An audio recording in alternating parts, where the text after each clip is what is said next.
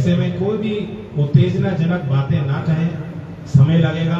Complex कानून है, बहुत लोगों को डराया गया कि सभी जो मुसलमान साथी हैं उनकी संपत्ति खतरे में आ गई है, जबकि ऐसा नहीं है। उसको सिक्योर करने के लिए कानून बना है। तो लोगों की आपत्तियां थी, उनको भी हटाया गया। पहले लोग कह रहे थे कि डीएम को अप्रोप्रिएट अथॉरिटी ना बनाया जाए, वो भी संशोधन कानून में लाया गया। रेट्रोस्पेक्टिव प्रभाव कानून का ना हो, पार्टियों की राय थी, लोकल की भी यही राय थी, वो भी कानून से उसमें संशोधन करके उस देखिए वेस्ट बंगाल में जो हिंसा हो रही है, क्यों लोगों को उकसाया गया, क्यों सड़क पे लाया गया, कैसे प्रेरित किया।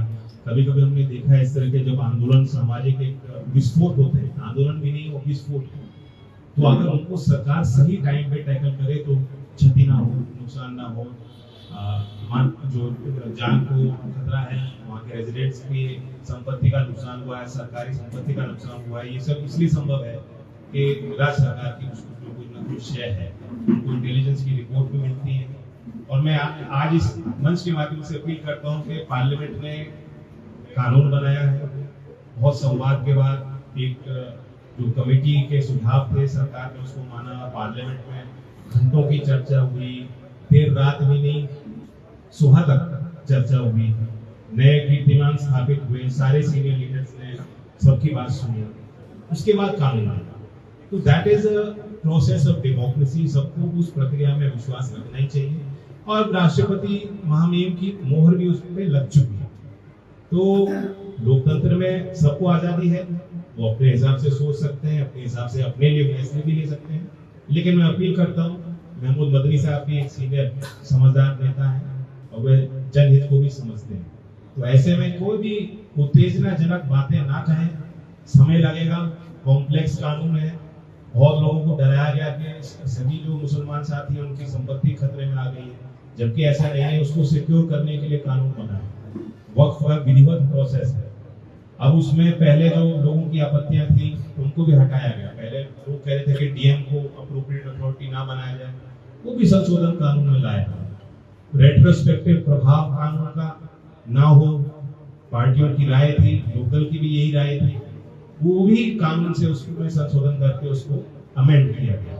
तो इतने एक्सरसाइज के बाद जो कानून बना है उसे थोड़ा वक्त लोग दें, ये विश्वास करें, सबका साथ, सबका विश्वास और सबका प्रभाव, सबका साथ, ये जो मोदी जी कह रहे हैं लगातार, और जमीन पे भी वो प्रभाव दिख रहा है। हर वर्ग का समर्थन एनडीए के साथ इसलिए होगा।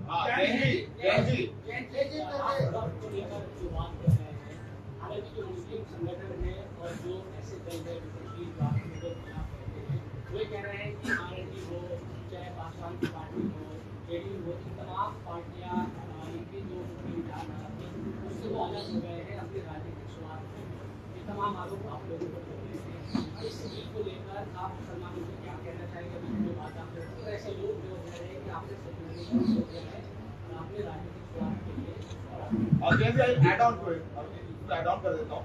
जब मेरठ पुलिस ने बोला कि नमाज पढ़ेंगे तो वो लाइसेंस कैंसिल करें, तो आपने वहाँ पे 1980 को ये ठीक किया। उसके बाद भी मुकदमे हुए, मुजफ्फरनगर में जिन्होंने काली पट्टी बांध के नमाज पढ़ी उस पर उसको बुलाया गया है, उनको समन किया गया है। And we know that you've been doing a lot of secular politics and you've been taking stands.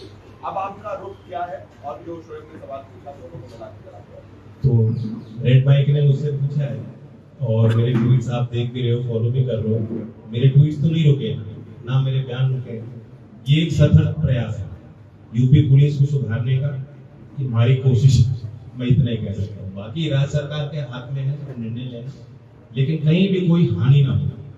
वो चौधरी अजीत सिंह जी जो मुजफ्फरनगर से इसलिए चुनाव लड़े थे कि वो चाहते थे कि एका बने, कम्युनिटीज में जो एक विश्वास का डेफिसिट बन गया था, अब विश्वास पैदा हो गया, वो दोबारा से ऐसी परिस्थितियां कभी देश में हमें ना फेस करनी पड़े, और उसमें उनको बड़ी उनको सफलता भी मिली है।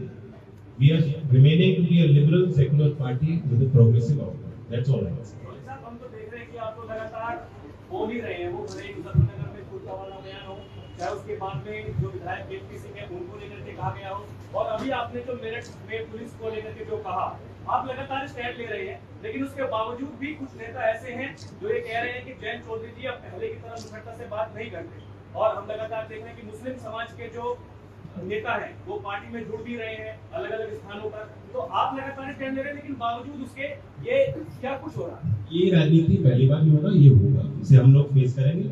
मेरे अपने जो मुस्लिम साथी हैं, हमारे विधायक हैं, जिम्मेदार लोग हैं, चेयरमैन हैं, हर स्तर पे जो जिनका समाज में अपनी पकड़ है, मैंने उन सबसे कानून बनने से पहले भी बातचीत की है और बनने के बाद भी मेरी वार्ता उनसे 1 to 1 हो रही है। और किसी ने भी ये नहीं कहा कि वो उनको ये महसूस हो रहा है कि देश की दिशा गलत की तरफ जा रही हो या लोकदल ने अपने असूलों के साथ कोई समझौता किया हो।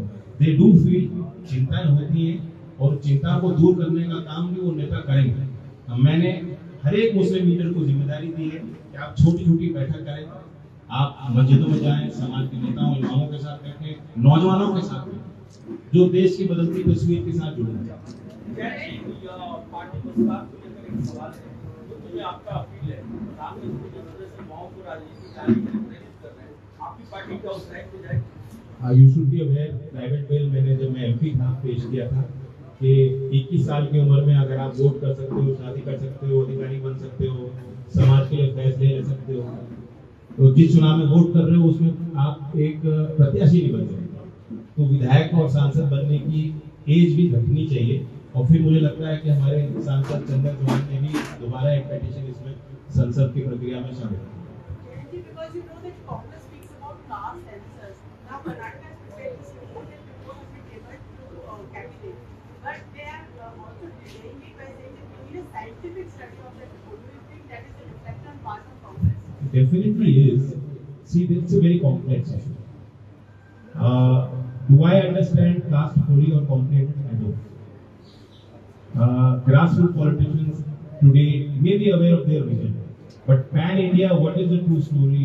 What is the kind of flux in Indian society based on caste? These definitions are also changing. अब एक राज्य में एक कम्युनिटी ऐसी है, दूसरे राज्य में बैकवर्ड है।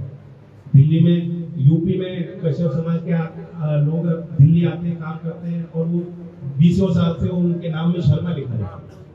बहुत से ऐसे लोग हैं जिनके पास अगर कोई सरकारी अधिकारी जाएगा सर्वेक्षण करने, वो अपनी जाति उसको नहीं बताना चाहेंगे और ना ही बताएंगे।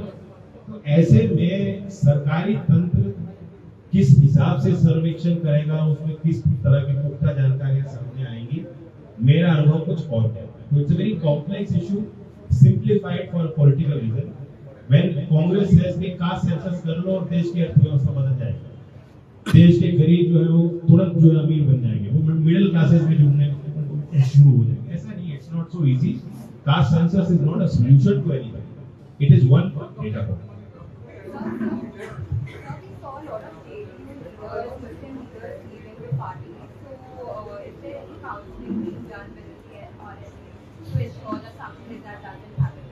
See, R&D में our leaders counsel me, I don't counsel. So they are very mature people. They have their own experience. No one is leading our party. No one of any import is leading our party. Today, many influential people have joined us.